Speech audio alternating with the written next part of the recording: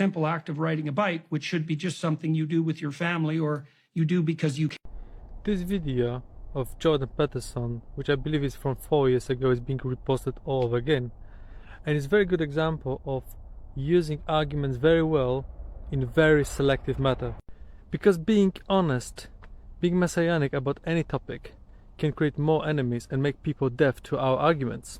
But the thing being overdrawn over here is focused on saving the world and saving the climate. Because of course UK isn't the biggest economy in terms of producing carbon dioxide and other gases. So if we all go on the bikes, we wouldn't change the world trend. But it's not the only goal. So myself as a driver, if I use a bike, walk or use a bus, I'm not congesting the streets. One less car on the streets means more space for other vehicles which may need that more, like ambulances or tradespeople. Fewer vehicles on our roads mean also that it's better air for our children, which lungs are still developing. And as majority of journeys are below 2 miles, on foot or by bike, sometimes I can do them faster. I spend less time parking and I take less space around.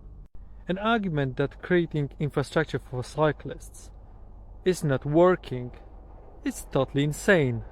Because unlike Canada and US, which are familiar to Mr. Peterson, in UK we have quite similar streets and towns to the rest of Europe, where exactly active travel is sorting a lot of problems. Because almost every town in UK used to be like 15-minute city. We had local shops, we had local GPs, surgeries, local schools.